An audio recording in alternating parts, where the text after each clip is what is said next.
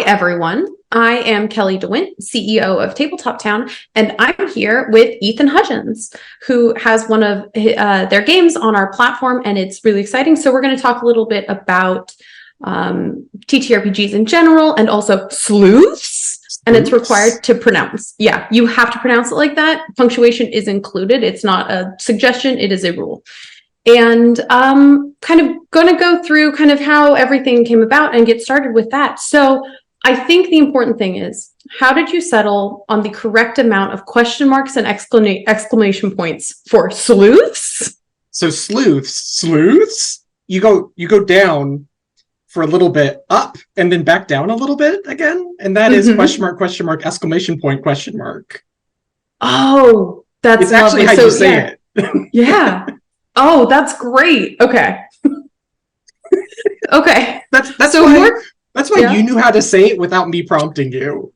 I mean, no, that's very, very fair. That's I adore that. So I guess then it's why sleuths or why detective? Pick from any of these and like how you got started with the process of building sleuths. So I made sleuths because it is. A lot of TTRPGs are like groups of people, right? It's a lot of like you getting 4 friends together and you play a game. I wanted to recreate the idea of like a buddy cop or like a Holmes and Watson, or there's so many detectives that are 2 people. Yeah. Right? Nancy Drew and what's his face? Fred. Nope. Is it Fred? It might be Fred. It's something like that. It's been a while. What's Nancy Drew's boyfriend's name? The other guy. Oh, I am ashamed. But there's so many like detective-y things that are 2 people, and because it allows for a little bit of banter, it allows people to talk through their thoughts when investigating a case. Right? So it's just not one person just internal monologue all the time. It's like, oh yes, I have found this. What do you think about this, my friend? Oh, I think about this. Right? Like it's yeah. Is that why also there's no real like GM? It's designed for like 2 people to figure it out together. It's just 2 people. Yeah. The GM is the game. Yeah. Well, I love that. I wish there were more like 2-person TTRPGs. I think that's really so useful. And also, I mean, that does fit. I mean, off stream, you and I were talking a little bit about Gumshoe by Pelgrane, and that's also a 2-person detective TTRPG. Well, there is a 2-person. Oh, is that, there is a 2-person. There's so many Gumshoes. Yeah, that's true. There is a 2-person. And that kind of, it's harder in a large fantasy world to pitch like 2 in like a traditional TTRPG setting to be like 2 players are going to successfully take on a dragon. If it's like, I mean, they could, that'd be amazing. Eventually. But yes, ultimately. But like 2 players, solving a mystery. Yeah, you definitely have the like, I love that. So is kind of going into then like into detective and mystery and things like that. For those of you who don't know, season 2 of our indie game collection is going to be Dungeons and Detectives, mainly because I am a deep mystery nerd, which is not helped by the fact that I can't remember Nancy Drew's boyfriend's name, but that's okay. I'll remember it at 3 a.m. But so coming kind of from that, did you want to like, did you set out to do mystery? And if so, like, is there like a favorite, kind of like archetype you wanted to lean into other than kind of the standard buddy cop Holmes and Watson? Did you come with like I'm a deep mystery nerd because of this? Or were you just like, I like the genre? One, it's dead. I just looked it up. You were close. Ned! Thank you. It rhymes with Fred. Yes, you were close. Gosh, it's yeah. Okay. It's just Ned. It's just Ned. His personality is Ned. So, kind of came at this from 2 directions, which is traditional for my game design, is I have 2 ideas and mash them together. Is I at some point had read all of Sherlock Holmes. Yeah, I have like the big tome, and it's great. I love a tome. But I also love Hot Fuzz. Yes, that's an amazing mashup. Because, like, the game itself is very silly. It's not... Yeah. It doesn't take itself seriously at any point. It's basically there for jokes. We did run Legally Distinct Nancy Drew in it, and Legally Distinct Scooby-Doo, and, like, I've run, like, the game a handful of times. We did one where we were paranormal investigators solving ghost crimes. Okay. But I just had two ideas. I'm like, let's make a funny... And then the third idea was someone saying, why aren't there more two-player RPGs? Yeah. And I'm like, there's an Here idea. you go. Let's box it. Write it out. So when you have those two ideas, like, do you first approach these from like a mechanical standpoint? Especially like mysteries can be really like the way I've always designed mysteries and run mysteries for players is like super technical, right? I have to lay out the specifics of what happened, when and where and why, and then figure out what clues come from that. This is so much more like improvised, and you get away with some because it's just silliness, and that adds a layer of like plausible flexibility, I guess. But how did you kind of approach that mechanic aspect of designing this, especially without a GM? I relied on my knowledge of improv games, where it's like, we need something from the audience. The audience is the roll tables. Okay, yeah. So it's like, we need to discover a clue in order to move ahead. Rolled on the table, there's your clue. You found it. You need to figure out what this means now. It's a hilarious romp to play through the game because it's improv, it's jokes, it's trying to bend reality to fit the thing you just did.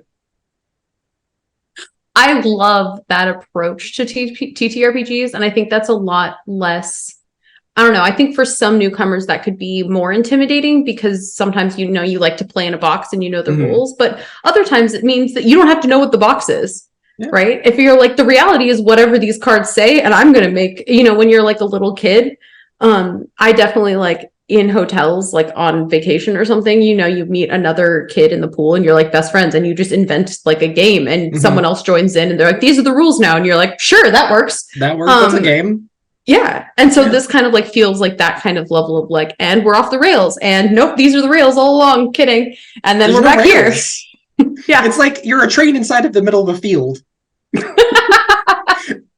And there's a UFO dropping stuff on top of you, and it's just like, okay, yeah, that very common experience we've all had. I love that. So do you kind of take that approach? I know you've built like other kind of more in depth, more like I'm not going to say typical because at this point there isn't a typical TTRPG, but I think kind of at least a little more similar to what everyone is expecting. Did you come at that same from that same standpoint of idea one, idea two, throw them in a blender and see what happens? Generally, it's like 3 or 4 ideas. It will usually be like genre, mechanic, one cool thing I want to do with it. Okay. And maybe a theme. And yeah. I love that. I think that, that works super. I love just that idea of a checklist. Okay. Do you have a genre, a mechanic, a theme, and one cool idea to make this different? Yeah. That's basically, you distilled it down. That's everything you need for a game. Yeah. Is there then like a favorite mechanic you've either used or one you've always kind of wanted to use but haven't figured out the right fit for? Not explicitly. I tend to jump from like one project to the next project are usually very different. Like my last project was Guard of the Giants, which was it's a game about like 1900s children's lit mice are in a magical garden. Which I, by the way, want to play so desperately badly. Redwall was such a big deal for me. It's like a nicer Redwall. Yeah. No, explicitly, no one dies. Oh, that is nice. Redwall is kind of traumatizing. Yes. I had made Guard of the Giants, and people kept on talking about Redwall. They're like, oh yeah, is it like Redwall? I'm like, I don't know, I've never read it. So I eventually went to read it, and I'm like, oh, it's not like this. It's nope. Well, There's side a note, more of this. one of my favorite, like Twitter now, what X, whatever accounts of all time was just a bot that generated, just like published the food descriptions from the Redwall books because they all sound amazingly good. And you're like, this sounds incredible. And then you like go back and think about it. You're like, I don't want to eat thistles. No. But good job at making me want to. You're not a mouse or a rabbit. No, but God, those piece descriptions. Okay, yeah. But you I went from Guard of the Giants. Mm-hmm. My two current projects is one, I'm the combat designer of a game where you're space knights. Fabulous. I'm already in the sort of like non-gender specific magical girls angle. And the other one I'm making is a sport game about gobs. Sure. So it's just like, I don't stick myself. I just do whatever I think is fun and interesting and think I can get away with. So when you're a combat designer, I'm just kind of curious about, so do they present to you the game and then say, help us design combat for this? Or you kind of work in tandem with them? What ended up happening was I had a friend who had a setting but couldn't decide on a system for it. And I had made some mechanics for a game, but I didn't like the setting. So we cut off the setting, cut off the mechanics, smashed them together, and then we started building together, making things fit as they needed to. Oh, I love that. Yeah, it was just sort of a serendipitous, like, hey, this worked. Yeah. I mean, I tend to run longer form D&D games just because that's what my players know. That's what we got started with. And now we're halfway through. We can't stop. But I love the idea, and I've seen it done. I mean, I first saw it in Adventure Zone, but then, elsewhere, of different battles or different locations or like realms, whatever, having different mechanics as like a way for your players to like be forced to like rethink things. I have a group of friends who play an anthology game where every time they meet, they play a different game. Like, or not every time they meet, but every scenario is a different game. It's all the same characters. Just transposed into different settings, or depending, like they change what they're doing based off of what game they're playing, and then just sort of like try to create characters in that system. Using the characters that they have. I love that. It's every time I hear about that game, I'm like, yes, please. Yeah. And it also kind of like lets you address some of the limitations. Like D&D is very good at a specific thing. Yeah, and that's where they started. Yeah, that was the game they started with, and right now they're doing Fight with Spirit, and they're doing roller derby. I love that. The group is called Team Battle Heels. Like, that's the name of the anthology. Oh, that's so good. Yeah, I think I tried to do something like that when I was a baby DM, and it was my first time home brewing anything. I didn't do a different system, but WandaVision had just come out.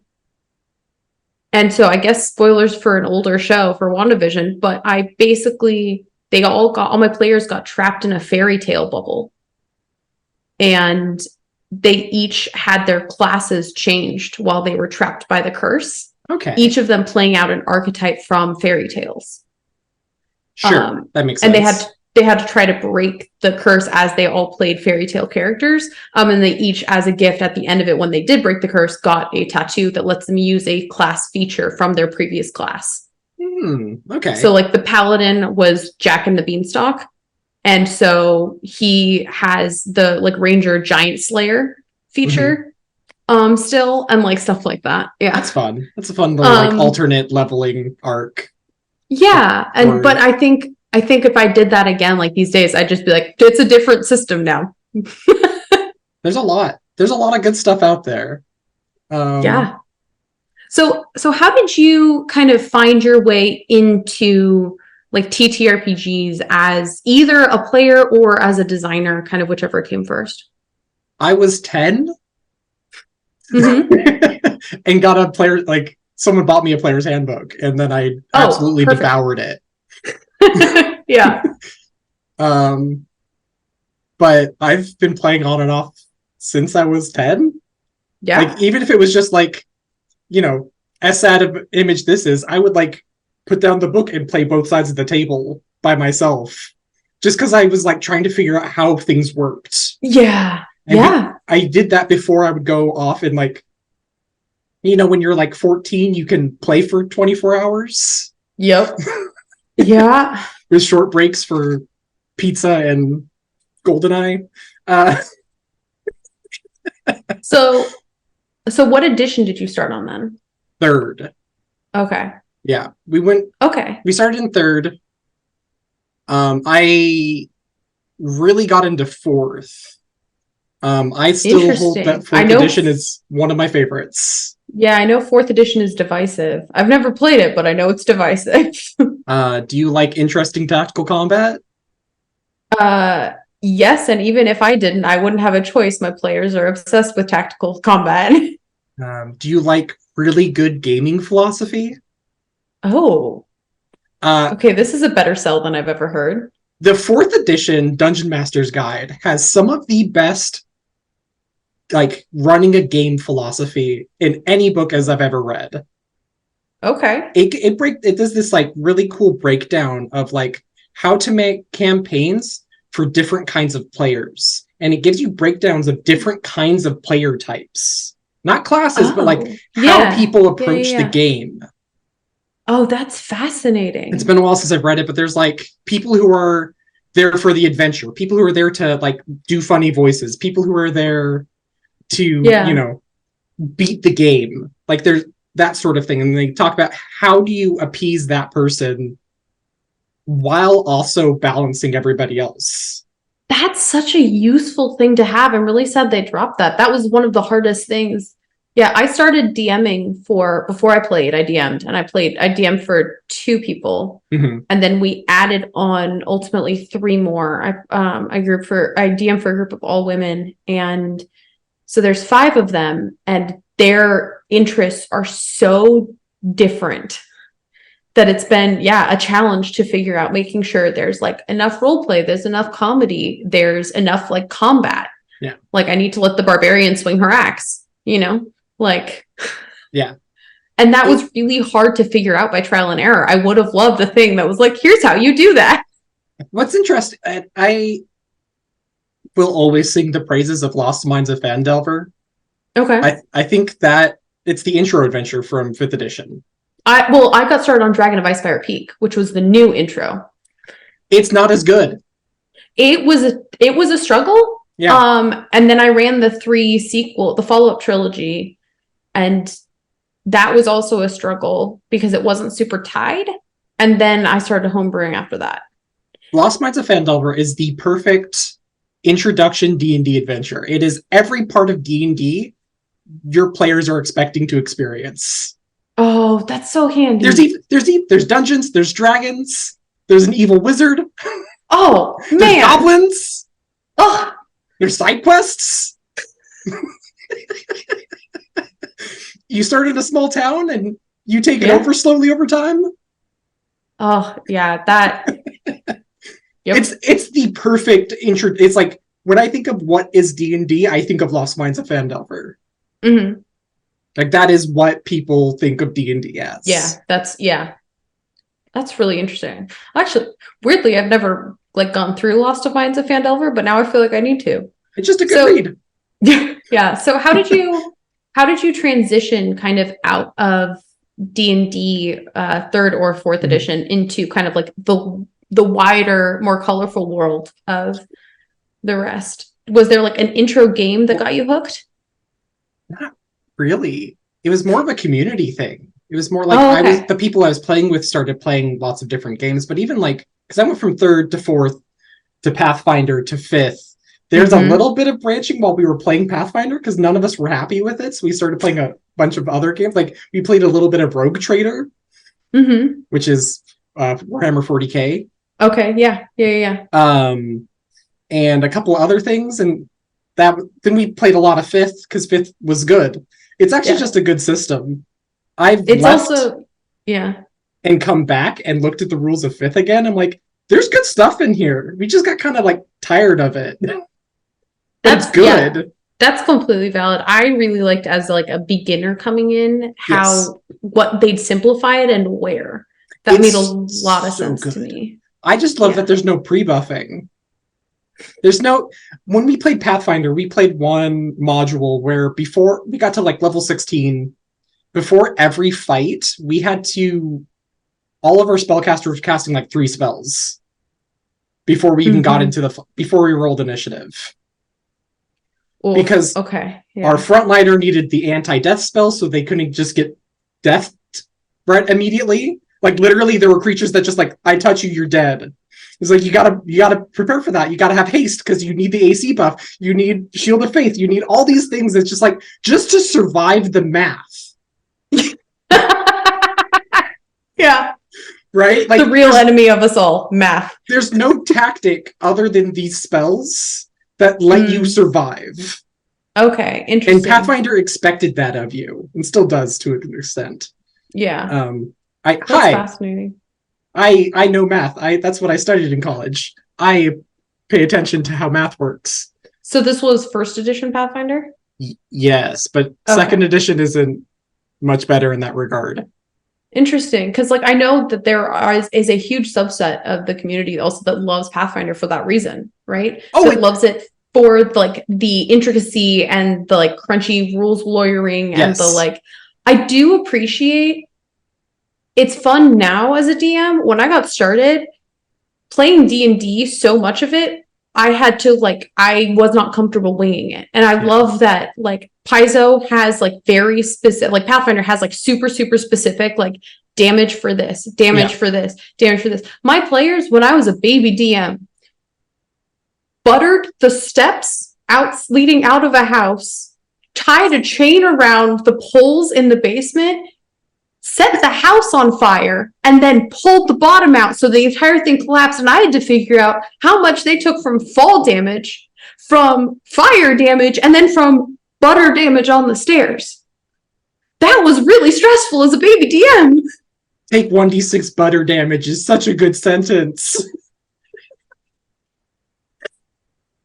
Like, my players home alone everything for so long. And like, there is part of like now I'm like, yeah, okay, that's generally this much damage, but like there is part of me, as you know, we're working to bring Pathfinder onto our system, that I love that there are so many rules for things like that where like everything is cohesive because it's already a rule. It's because like Pathfinder is, I mean, it's an extension of 3rd edition, and 3rd edition was, I think, the most simulationist of the D&Ds. Okay. If you want to know like a rule, someone has written it because it was around for so long and they were trying to quantify everything. And to a point, like you said, for some people that's great because it's like, oh, there's a rule for it. I don't need to think of anything up. Yeah. And then there's other people who like, I'm big on improv. I like when things just sort of happen and I'll just figure it out. I don't want there to be like, but yes, actually, that's going to be 3d6 damage instead of whatever you just said. I'm like, yeah, but I didn't want to have to look it up. I didn't want to index that. I mean, it's great that you know, but like, I appreciate Pathfinder for what it is. And I know people love it. I have played with people who love it. I know people who loved even the grappling flow chart. Have you seen the grappling flow chart? I have not seen the grappling flow chart, but that's on my to-do list to look up. Excellent. It's a great piece of mechanics that is absolutely unparsable. Well, so like I think this is kind of like the example of it that I was like thinking about is that my next campaign that I'm going to run is probably going to be a Spelljammer campaign. Okay, yeah. There are no spaceship mechanics in the new Spelljammer. What? There's no way to run combat really in any meaningful way in the like new Spelljammer. So I was looking over at Starfinder. And Starfinder has like super intense like number crunchy things, but then they also released a new one that's like, if you want to be more narrative, here's how you go. And I think that's what's so smart. It feels like Paizo is more and more being like, okay, for people who this is too much, here's a slightly like toned down way, you know, like with Starfinder 2E coming out that like fits in with Pathfinder, like all of this stuff. But then largely because Pathfinder is known as the crunchy game, right? And that actually intimidates a lot of people. So it's smart to be like, hey, we are the crunchy game, but we're also like modularizing parts that you don't want. And and having different rules for them. And just having like, you can use this rule or this rule for your campaign is really smart, where it's like, this is the big crunchy simulationist, this is the narrative. Which one do you want to use? Which, and it's super helpful when I'm like, oh, I would love this one. Thank you for having rules at all. Yeah. And not make me invent spaceship combat. Speaking of space combat, have you played Starforged? No. It's the new Ironsworn in space. Oh. But they have interesting ship rules. There's like a whole like, you get like cards that have improvements and things on it. So you're like, I want better rockets or whatever, and you just slowly build up your ship. That sounds awesome. The only sci-fi TTRPG I've played is the Star Wars Edge of the Empire, and everything for that is like their level system is not levels, right? It's a character tree and like advancement chart. So like that doesn't work well easily like transportable into a system like D&D that's like so like leveled. Yeah. So yeah. Okay, so ship combat is never easy, is really what it comes down. Well, because the idea, like, if you think about it from game design, you're taking a team of 4 people and telling them to be one person. Right? And some games do that really well. Coriolis, I don't know if you've heard of that. It's real crunchy. But how it works is basically each team member takes a department, because they're like big ships. So you have like one person who's engineering, you have the pilot, you have the people on guns, you have the commander.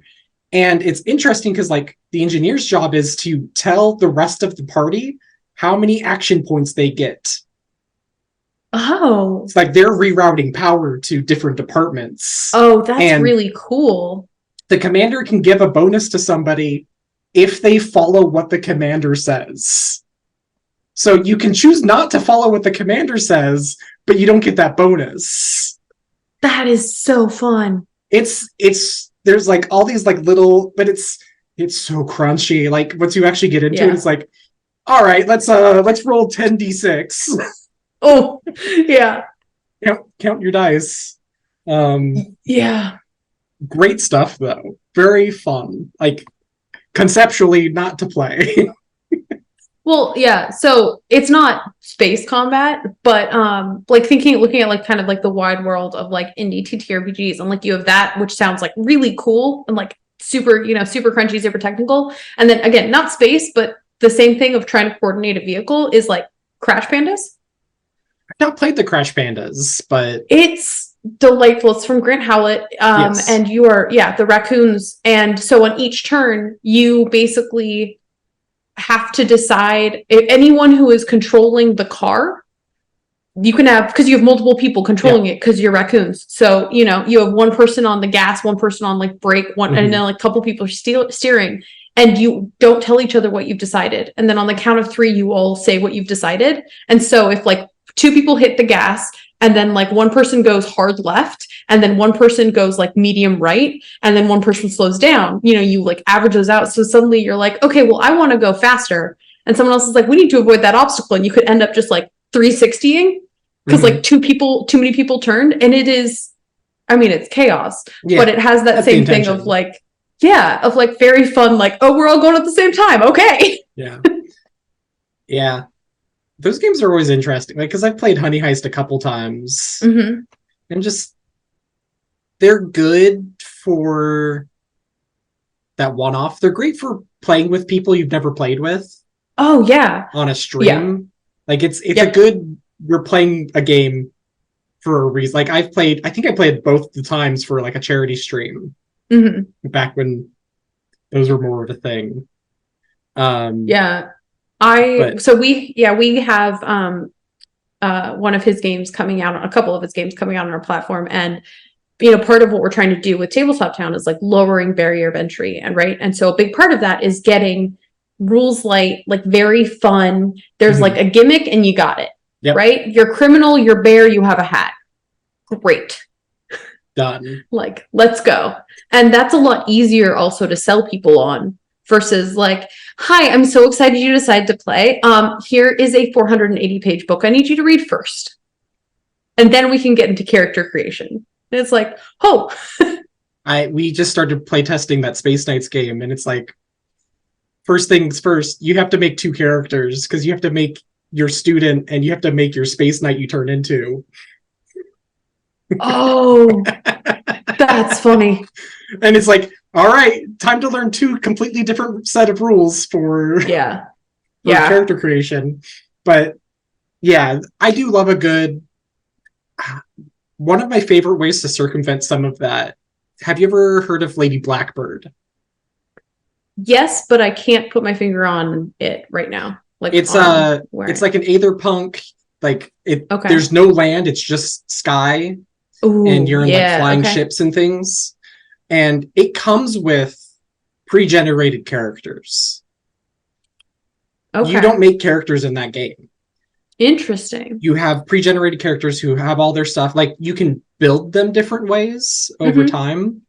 But like, to start with, it's here you go. You have, the escaped princess, you have the roguish captain, you have his goblin ace pilot.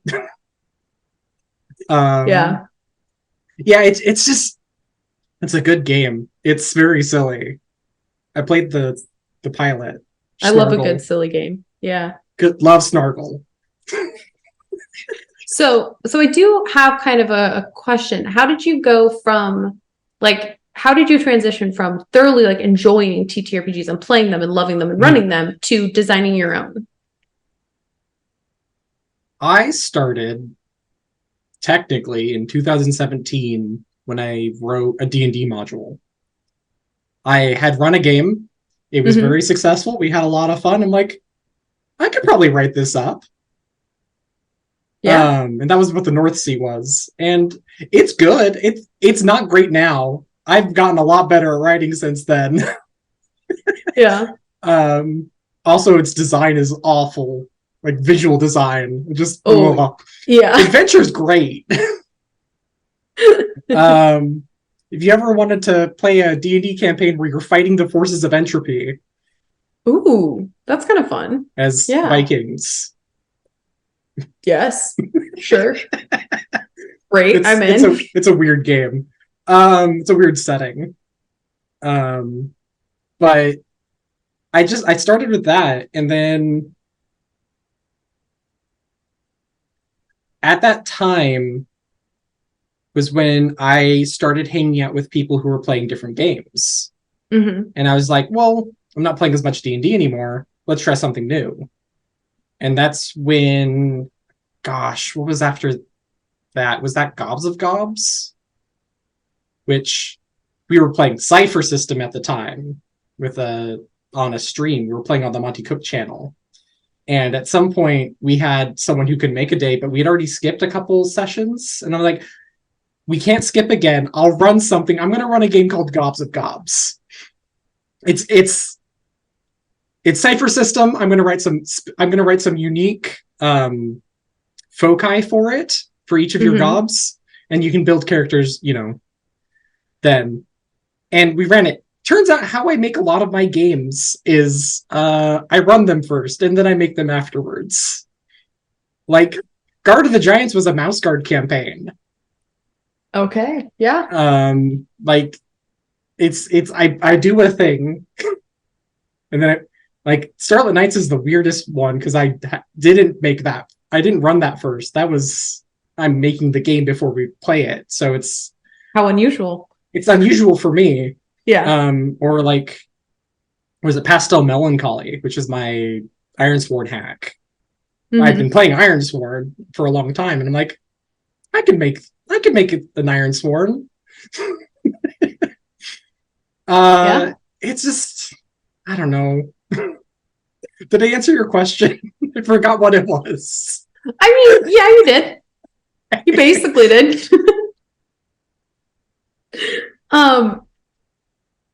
So I guess when you are,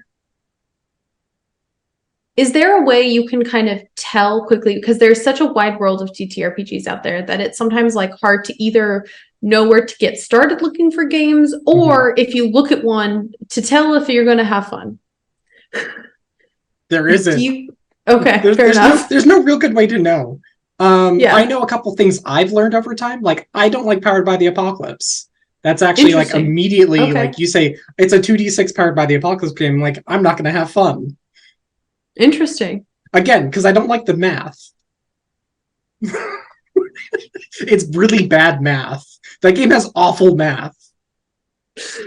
Awful math is in the odds don't favor you, or awful math is you don't like adding the numbers between 1 and 6? No. It's so favored against you telling a good those games are built mechanically to make games about characters suffering. Yeah. Which I don't like. I like big. If I'm going to play a game, I want to be a big hero. I want to go. Whenever someone's like, "Hey, Ethan, what do you want to get out of this game?" Like whenever we're playing D&D or something equivalent, I'm like, I want to jump off something really tall and hit something really big in the face. That's what I want out of a campaign like D&D. Like, yeah, that's all I want to do. I want to do a big thing and punch a big thing in the face. Yeah, that would. So yeah, Powered by the Apocalypse. I see why. So what about like some of the more like interesting, I don't know about interesting, more like unique games that are kind of coming out there as people aren't like feeling the limits of dice anymore. You know, there's the Star-Crossed Lovers, which is a Jenga tower. There are a couple Jenga tower games, like things like that. Are you mad about that math too, or is that more of like a just interesting mechanic? Because that's player dependent. Well, it's also in theme. Because the whole point of the Jenga tower, because it's in Dread and in Star-Crossed, which I've not played either. Yeah, but the pressure's building and mounting, and everything becomes more precarious. It's about building precarious situations, and like the Jenga tower represents that very well. And that's fine. And like I said, I have nothing against Powered by the Apocalypse games. I don't want to play them. Yeah, totally fine. We did play 10 Candles once, which is interesting for theming. The concept is, at the very beginning of the game, you light 10 candles, and every time you fail a check, you blow one out, and when the last one goes out, everyone dies. Oh. If a candle goes out naturally, you can't do anything about it. Oh no! So things can happen naturally. We played it on stream too, and the person running it had a camera just for the candles. I love that. So we're actually playing with candles still, and that was fun. I know one that's Spin the Bottle. Haven't seen that. It's I think it's either coming out or just came out, but yeah, it's a new indie game, and I don't know that literally now everything I know, but I know we talked about like how to get that on TabletopTown and like how that could work, because we basically landed on like a rollable table similar thing. Build like a physics object. Yeah, a spinner. Yeah. But I do like the idea of like playing that in person specifically, like cross-legged on the floor, just all sitting around, and then because they're like it's so much drama inherent, and like there's a lot of remembered drama, I feel like, for people. The moment you get cross-legged around the floor, you're just like, oh god, this is going to determine everything. I love the idea of that for like, basically like a teenage, like in a high school type setting. I think that's really funny. Yeah, if that's what you're like, if that's the theme, if that is narratively important, it's not like sometimes people just make mechanics and like, you did this because you want to be cool. As opposed to you made this because it makes sense for your game. Jenga Tower, perfect for Dread and Star-Crossed. Which is funny because it's horror and romance, and I'm like, yeah, those are the same thing. Yeah. But yeah, you were correct. So yeah, I think when between campaigns 1 and 2 of Critical Role, they did a bunch of really funny one-shots. That's where they did like Crash Bandas. But one of the things I liked is that a few of them would pull out children's toys as specific mechanics in their games. Mhm. Like they had one that was like a stealth check series, and they were playing the game like Don't Wake Daddy, I think it's Oh called. no. Yeah. But like, yes, but also hilariously on theme. And one was the like hammering where you're trying not to break the ice or like to drop the thing. I think it's called break the ice. Yeah, they were trying to specifically like navigate like getting stuff out, and they just like shoehorned it in basically, but it was funny as hell. And I love the idea of like pulling in stuff like that that's like on theme but taking over for a second. You're like, no, we're doing this now. Yeah. It's, oh gosh, I forget what it was, but I do remember it's like, okay, it's a comic or something, and they're playing D&D, and like, okay, they get to a certain thing, and he just wipes off the table and puts something like a different game on the table. Like, we're playing this now. We're in the game within a game. We're playing this now. Yeah. I mean, so you mentioned like playing on a bunch of charity streams, playing on and stuff like that. So when you're playing with like VTTs, are there certain games or mechanics you think work particularly well or work particularly not? And like, what are the, I mean, guess now kind of transitioning to the like, we're a VTT kind of, or, you know, a mobile version of it. So like, are there certain things that you basically, do you have a wish list for us? Or are there like specific games you think that like work particularly well on like virtual platforms? Those are two separate questions. Those are. I'm sorry. So games that would work well on your system that maybe don't work on other systems, like anything that requires like a hard grid might be a little more difficult just because you have less surface area to play around with. But things with like rollable tables or things that rely heavily on dice, like that all makes sense to me. Like cards, I would imagine also would do well. Not yet, but they're coming. I need to talk to you all and get you in touch with someone else. There's one of the games I wrote was One Last Fight, and it's kind of like if D&D met For the Queen. Oh, okay. Where each character has a class, and you're trying to kill your nemesis and you go through a dungeon, which is the deck. I love that. Which, like things like For the Queen would probably work great because it's just like flipping cards, and I'm sure you'd figure out a way to do that. I'm very curious to see how Pathfinder works on the system, because I think we talked last time before technical difficulties about trying to get the character sheet to work on a phone is a technical challenge. Yeah, it was. I'm really happy with where it is. I hope other people are as well. But I was realizing the other day I had to look up a character sheet on my phone, and for not on our app, for a different thing. And I realized like how much physical traditional character sheets are just not designed for phones, period. No, not at all. No. And so I think it's really great where we like did it. But one thing I am excited about is because of the nature of the app, like it is modular. So if it doesn't work that way for you, you can move it. Yeah. You can just be like, I want it to look like this.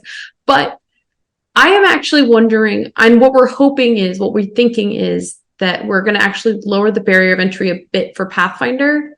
In the similar way, I think that Demiplane did as well, of just taking some of the math out. Yeah, I mean, that's the nicest part about VTTs, right? Is that you can macro things. Yes, 100%. I actually know someone who has issues with math, and they pretty much only play on VTTs because of that. Like, it helps them tremendously enjoy role-playing games, because they like the thing that scared them was math. And it's like, well, press a button. It will tell you the magic math button. Yeah. I would like to know the magic math button. Yeah. Yeah. Yeah. It's me, I'm sorry. Me too. I have the magic math button as well. No, that was an interesting thing when we were playing Edge of Empire, was because the dice are all custom. It was really hard. We only played once a month. It was. What is that system? Is it the I don't know. It's giant pools of dice. I I think they call it a unique system potentially, but they're all custom dice, and so they just cancel each other out, right? Yes. Like successes and victories cancel each other out, and then there are also like triumphs and defeat. And trying to roll that in person would have been really, really hard. Genesis? Is it a Genesis system? Oh, maybe. Anyway, there's been a couple. So we just would roll them on an emulator, and then it would just tell us the result. Yeah, and that's nice. And that kept everything moving. Yeah. And I mean, obviously the biggest thing for me, so I've been playing for now, like I have a game that's been going for 3 years. We have played in person once. Yeah. Because we don't live in the same state. And trying to get 6 people together as adults when you live in different states is impossible. It's hard enough to get it when you all live in the same city. Yeah. And so I think it's the okay, well, but I want to play. So here's how we go. And things like one of my best friends, her husband really wants to play, but she's not interested at all. And he doesn't have a group to play with. And I was like, I can't commit to running a new full game. I can play Honey Heist with you. I can play a smaller game with you and get you started on TabletopTown and do this and a much I think it's an easier sell. Yeah, it is. Because you can, it's so funny the range. You think about this as a hobby and put it next to any other hobby and it's bike riding. Well, there is high-end bike riding and there's low-end bike riding, but they're kind of the same mechanics, right? There's different levels of effort, but with tabletop games, you could have Honey Heist and then you could have Invisible Sun. Yeah. By the way, have you ever seen Invisible Sun? No. It comes in a box this big. It's a square cube black box. Oh. It's got 4 books. A bunch of tokens and things. It's really cool. Yeah. It was interesting because it was part of an ARG Monty Hook Games did for a while. And then the thing is they made that game, that game was in development while I don't remember when it was, but while things were shifting online. Even before the pandemic. Yeah. Well before. When people started playing more and more games online. And they're like, well, fudge, we made this really big physical game system that you it's hard to emulate. That's a game you should not emulate. Yeah. It would be way too weird and chunky. Yeah. If Invisible Sun was their surrealist wizards game. Oh, that's cool. Yeah. It is very cool. Yeah, but to what you're saying, I think that is interesting. Until the pandemic, games were being, even for games that people were playing online, I think people were still designing games to be primarily played in person. And then you could also play them online. Right. But with pandemic and everything shifting, I think we're now in this kind of amazing boom of games that are designed either to work both or that are designed to be played online. Yeah. That are specifically lacking specific mechanics and highlighting others. And I think I'm hoping that we'll get even more of people who have interesting, unique rule sets and mechanics and things that are only possible if you don't have to count on everyone having the same physical stuff. Yeah. Right? There's been a couple that I can think of, and they haven't done well yet. Yeah. Is the interesting thing. They haven't, it's that prototyping stage, right? Where they're not quite sure how to do that yet. I feel like people are trying though. Yeah, they know it's the right idea. They're just we're just we haven't hit the sweet spot yet. Yeah, where it's fun. Yeah, that important thing. Oh, right, it has to be fun. The most important part of game design is it fun? Yeah. Except for the times explicitly where you're not trying to have fun. Yeah. I played a couple of those. Yeah. Yeah. So actually that's interesting. Have there been games that you've been designing and you're like, this is really cool, this is really interesting, it's not fun for whatever reason, and had to scrap it or wait, or do you just never even get to that stage because you wait for it to become fun before you start? I'm trying to think. Let me take a quick look at a folder real quick to see if there's any broken games in here. I'm familiar with that type of thing. I typically start with the fun factor. Like, that's a big part of the game. Like, games for me, I want them to be fun. Yeah. I'm not someone looking to suffer. I know those people. I've played with those people. It's not for me. But like, earlier you talked about having like picking a theme as you're getting into it. Mm-hmm. So like within the realm of like fun is like such a broad thing, right? Like I always want my games to be fun. That means doesn't mean they're always like Monty Python. Mm-hmm. So like, do you kind of like vacillate in terms of like, you have things like Sleuths and you have like Garden of the Gods, and like they're different on that scale. Yes. So do you kind of like intentionally vacillate between the two, or like work on them at the same time to kind of like balance that out? Or do you find yourself skewing one side or the other kind of as a typical rule? I feel like themes have what is fun about them sort of baked in. Like, Garden of the Giants, it's not a cartoon in like a Saturday morning cartoons kind of situation, like Gobs of Gobs is, where you're playing a bunch of Gobs of Gobs, you play a bunch of goblins going on adventures. Yeah.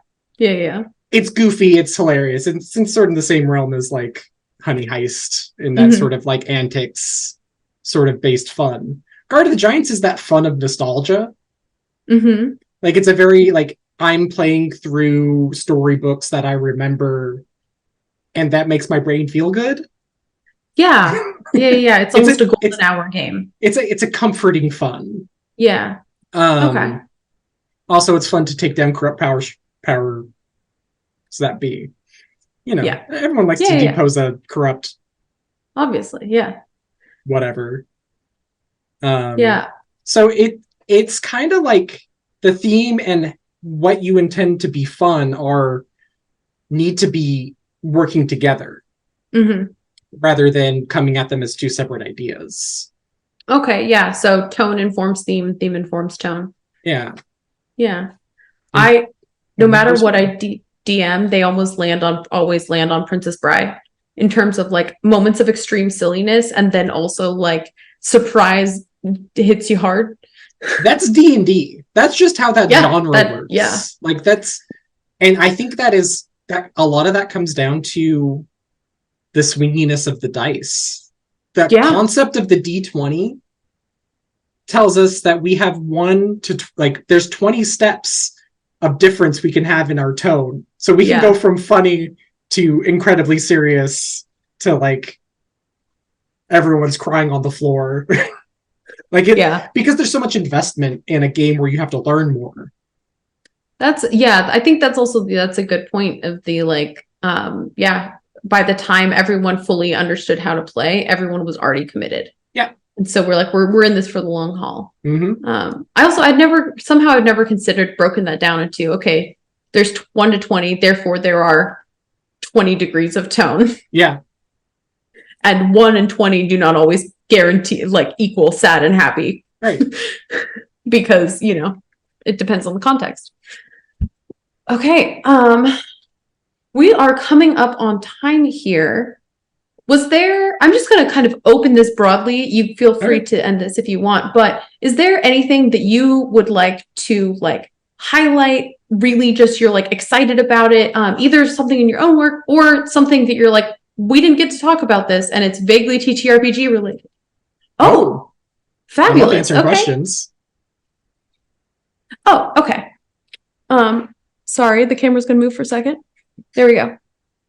Okay, so fabulous. Let's get to those questions then instead. So, when you're designing a game with a big table or a lot of little tables, how do you write all of those entries? Like, do you do them kind of throughout, or do you do those all at once? And that's coming from that one GM.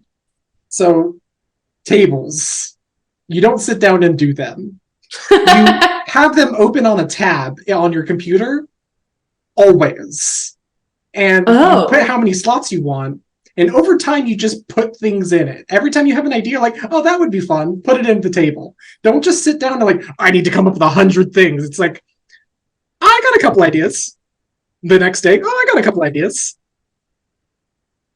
Like, you should not just sit down because by the time you get to the done, you're going to be like burnt out and exhausted, and those are going to be the worst ones. Yeah, so keep it fresh, keep it easy. Yeah, just go periodically. People aren't like, there's different ways to think about creativity, and the explosive shotgun method is helpful sometimes, but not for tables. Tables is a slow, steady process. I have a note on my phone that's just called Spring's Herald, being very, very cryptic here. And it is just all of my TTRPG ideas as they come to me. Yep. Table entries, random stuff, and it's been going forever. Yeah. My favorite table ever written was the Monster Maker in Pastel Melancholy, which is just coming up with 100 unique monster traits that you can roll.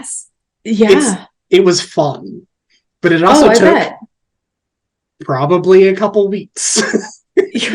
That's pretty fast, honestly, for 100 monster traits. Okay. Okay. What is your just favorite mechanic that you've ever encountered from a TTRPG? Either one you designed or one from someone else.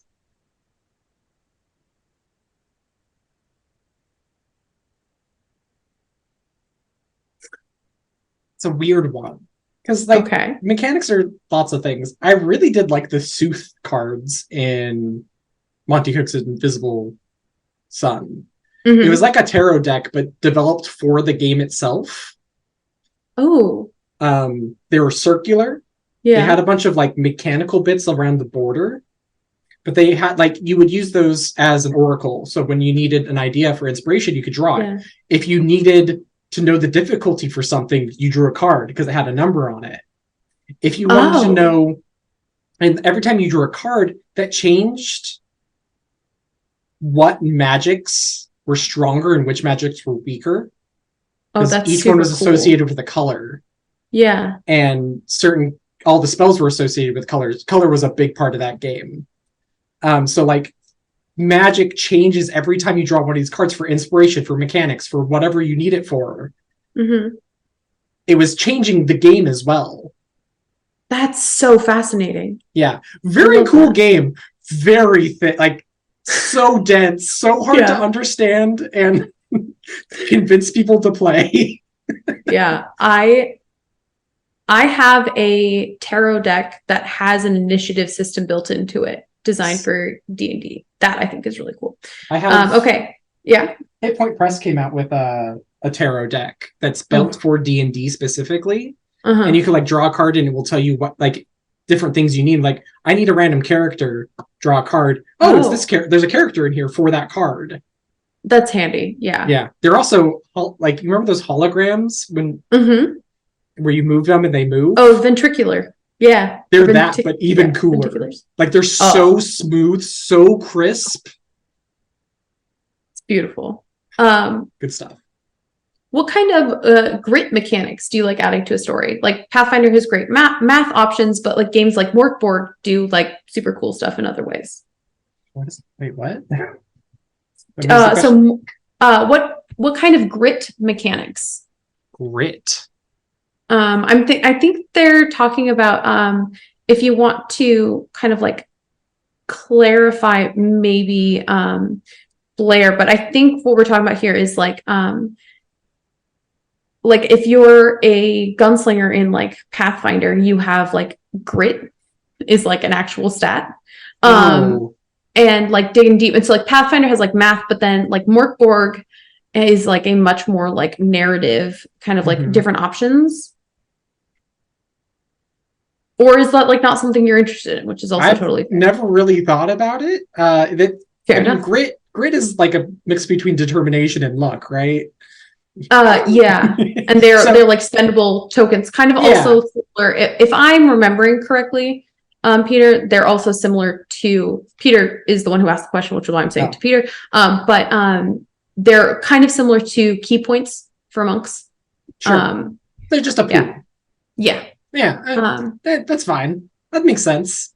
Because you run out of luck, you run out of willpower eventually, right? Yeah. So I don't see why you would do much else. Maybe flip a coin. That's fine. Yeah, fair enough. Okay. Narrative Narrative grit. Like, I don't have making stories darker. Oh, okay. Okay. 1, make sure that's what everyone's there for. 2, give it more hands.